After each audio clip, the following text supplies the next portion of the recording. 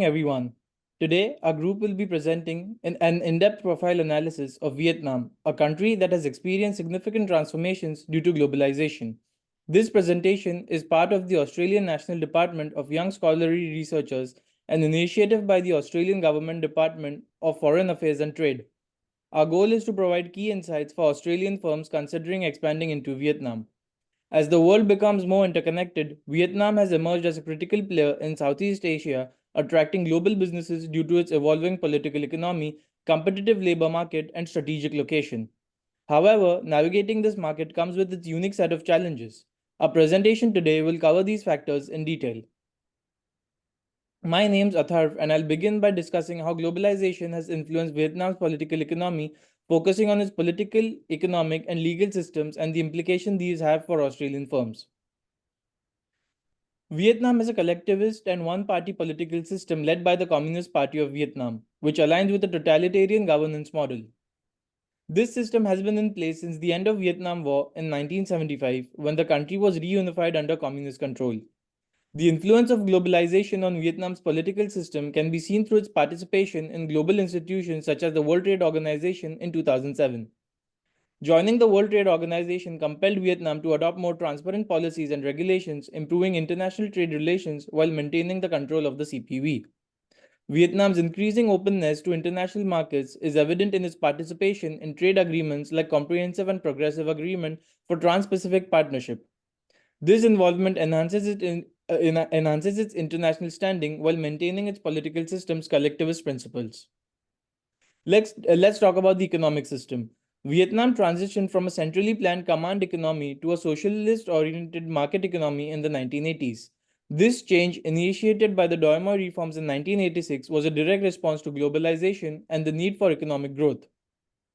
The reform allowed private businesses, foreign direct investment, and market-driven principles, creating a mixed economy that balances state intervention with government market incentives. The success of multinational corporations like Samsung, which has made Vietnam its largest manufacturing base outside of South Korea, exemplifies the impact of globalization on Vietnam's mixed economy. In 2020, Samsung accounted for nearly 20% of Vietnam's exports, showing the country's deep integration into global markets. Let's talk about legal system of Vietnam. Vietnam's legal system is primarily based on civil law, which is influenced by the French colonial heritage. Since the country began opening up to global markets in the 1980s, the legal system has undergone significant reforms to accommodate international trade and investment. The country's integration into the global economy, including its participation in the WTO and various free trade agreements, has compelled it to align its legal framework with international standards. In 2019, the European Union Vietnam Free Trade Agreement came into force. This agreement required Vietnam to implement legal reforms related to labor rights and environmental protection. For Australian firms, the evolving landscape in Vietnam presents opportunities but also potential threats in navigating regulatory changes. These are the considerations for Australian firms. Let's talk about political considerations.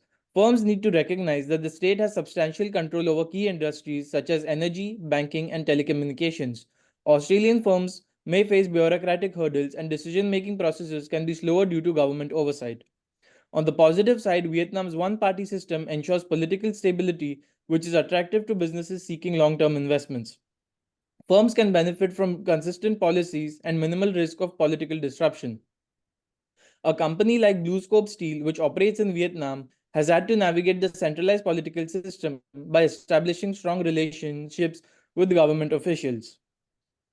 For economic considerations, Australian firms must navigate the complex regulations governing foreign investment. Vietnam's competitive labor costs and improving infrastructure are significant advantages for Australian firms. ANZ Bank, one of the largest Australian banks operating in Vietnam, had to adapt to the mixed economy by complying with local banking regulations, which involve government oversight. For legal considerations, the legal system in Vietnam is still developing and the enforcement of contracts can be slow and inconsistent. While Vietnam has made progress in IP law enforcement, many firms still face challenges in protecting their intellectual property, especially in sectors like technology, fashion, and pharmaceuticals. The Australian firm Blackmores, which produces health supplements, expanded into Vietnam but had to be diligent about navigating Vietnam's evolving regulatory environment around product safety, advertising, and intellectual property rights. As far as expanding into Vietnam goes, Australian firms must navigate Vietnam's political, economic, and legal systems carefully. They have to understand the centralized control and build strong governmental relationships for smoother business operations. They also have to leverage Vietnam's mixed economy and its incentives for foreign investment, but they have to remain aware of sector specific restrictions and the need to partner with local entities in certain cases. They also have to be mindful of Vietnam's civil law system, particularly in areas like contract enforcement, dispute resolution, and intellectual property protection. Thank you. Right. Hello, ladies and gentlemen. I'm Roy, and I will take a second question and explain why. Using international economic theory to analyze the economic development of Yunnan, both PPP industry and GNI industry are increasing from 1919 to 2020, and the total GDP in 2024 reached 409 billion US dollars. We can see that Vietnam's economy has made a remarkable achievement, which is a comprehensive effect of various international economic theories. First, Vietnam has made a full use of comparative advantage, especially in labor-intensive industry, expanding export and promotive economic growth through the application of international transfers. Secondly, Vietnam actually attracted foreign direct investment, which is not only bring capital, but also introduce advantage technology and management experience, which promotes industrial upgrading and job creation, which is in line with the core view of the capital flow theories. Next page. Moreover, Vietnam is undergoing the transformation in the industrial factor from the agriculture to manufacturing and the servings, which reflects the importance of the theories industrialized structure upgrading. At the same time, the Vietnamese government also pay attention to sustainable development and try to balance the relationship between the economic growth and the economic environmental potential, which put into practice in the series of sustainable development. Registration of FDI in the Vietnam top 6.17 billion USD in Q1. Finally, Vietnam have further over integrated into the global economic system by signing free trade agreements, which reflect application for the theory of regional economic integration. And Vietnam has among top 20 fastest growing economies in 2024. In that page. Using international economic theories to analyze this country, we can see that Vietnam has made remarkable progress in sociological medical economy. From the human development perspective, Vietnam is a composite indicator of life expectations, education level, and the quality of life have all improved, reflecting the country overall progress is sociological economy development. Next page. And we can see the data to show this progress. Vietnam's HDI index is increasing from 1919 to 2017. Different region with Vietnam exhibited a variation of life expectancy.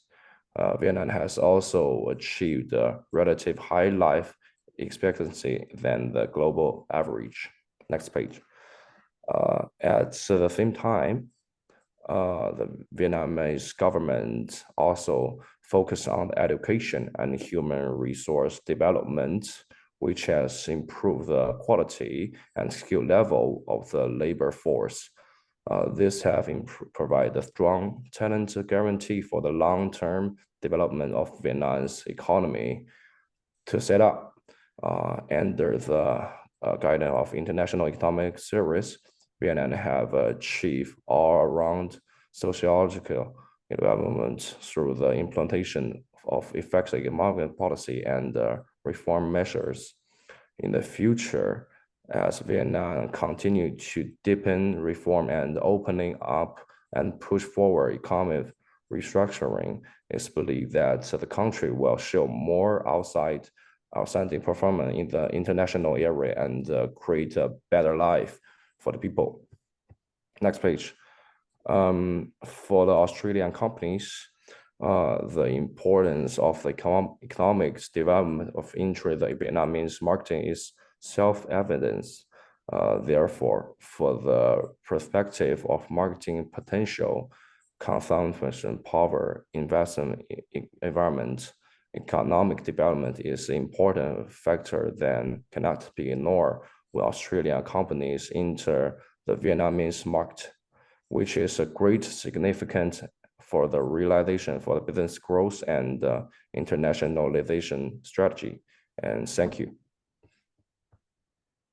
Hi everyone, I'm Emily, and I first used two cultural theory to analyze the difference between two countries' culture. And first, I will use this half-depth insight from the country comparisons tool by the cultural factor group between Australia and Vietnam culture. Okay, so first, let's begin with the power distance. There's a great difference between Australia and Vietnam in these dimensions, as Australia has a low power distance at 38 and Vietnam scores 70 for this. Australians generally value equality, while Vietnamese accept a hierarchical order in which everybody has a place and which need no further justification. For illustration, in Vietnam business, hierarchical and margin structure are the most common and have been used for a long period by big organizations like Vingroup and Vinamilk. On the other hand, Australia firms has another organization structure that Vietnam uncommon use with flat organization structure. Therefore, for Australian firms to enter the Vietnam market, they should consider about a company structure and change if needed. The next one is individualism and collectivism. Well, this is a quote from the government news that promote the society of compassion and solidarity. So Vietnam with a score of 30 for this is a collectivistic society, and Australia highly scores 73 is an individualism society. So employer and employees relationship in collectivism are perceived in the moral term like a family link. So in business, we have Công đoàn, which is a union of workers that follow the idea of Communist Party, and each organization have one, and their role is to maintain the well-being of people and especially that keep the connections between employees, supporting cultures in both work and personal matter. The next one is long-term and short-term orientation. Both Australia and Vietnam are almost the same in these dimensions, but Australia scored 56, a bit higher than Vietnam, and both of them show ability to easily adapt traditions in a change condition. So this could be observed through the case of Vingroup, one of the Vietnam's largest conglomerates. Vinfilterbright is an initiative to support scientific research, showcase long-term commitment to advancing knowledge in technology. FPT Corporations, a major IT and technology company in Vietnam, its long-term orientation is evident in its continuous effort to develop cutting-edge technologies. And the next one is uncertainty avoidance. Vietnam scored 30 for this, and Thurs have a low preference for avoiding uncertainty. Perhaps after difficult periods such as the Vietnam War in history, many people have learned how to adapt and overcome challenges. Momo, a prominent Vietnamese fintech company, embodies low uncertainty avoidance by continually exploring innovative financial solutions that beyond traditional payment. and indulgence and restraint. With a high score of 71, Australia is an indulgent country, and Vietnam relatively low indulgence at 35. Prioritize restraint and discipline over enjoyment and leisure. So in Vietnam, employees may work longer hours and have a strong focus on fulfilling their job responsibility, sometimes at the expense of work-life balance. The last one is masculinity and femininity. Vietnam scored of 40 and Australia scored higher at 61 for this. Australia is moderately Vietnamese display a mix of masculine and feminine trait. So after using the House theory, it seemed like except for both of them serving a long-term operations, both countries are different from each other in many other dimensions. Next, let's use Ronan and Sankar theory to see whether this difference will go beyond helpful. So based on the Ronan and Sankar theory, Australia belongs to the Anglo cluster. On the other hand, Vietnam primarily belongs to the Far Eastern cluster. However, sometimes we can relate that Vietnam has influenced by Confucian due to 1,000 years of being colonized by China. Well, there is the difference between Anglo and Far Eastern cluster based on Anglo result by the Global Project in 2020. Well, both of them are opposites in the communications, and also Anglo is individualism while Far Eastern is collectivism. Anglo and Far Easterns also opposite in uncertainty avoidance, participative leaderships, and autonomous leadership. And about the similarities between them, they say the high power distance, high performance orientation, and strong long-term orientation.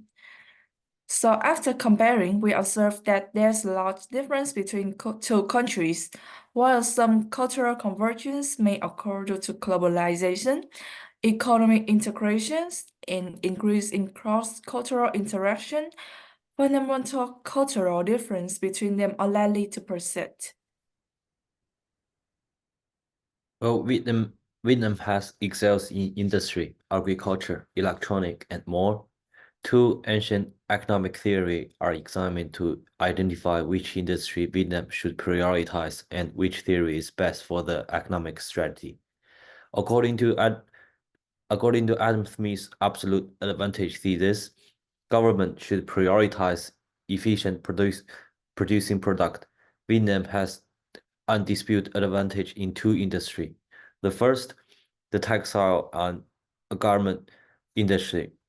Vietnam textile export are among the greatest.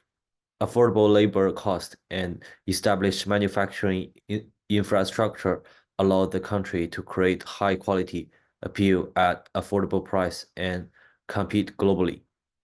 And the second is agriculture, particularly in rice and coffee. Vietnam's climate and geography are ideal for farming. Vietnam's production efficiency in rice and coffee is higher than many rivals. Thus, it must focus on these industries to preserve its worldwide market share. But absolute advantage theory has a limit. Vietnam has certain advantage in textile and agriculture, but not in high-tech or capital-intensive business like electronic device R&D and production.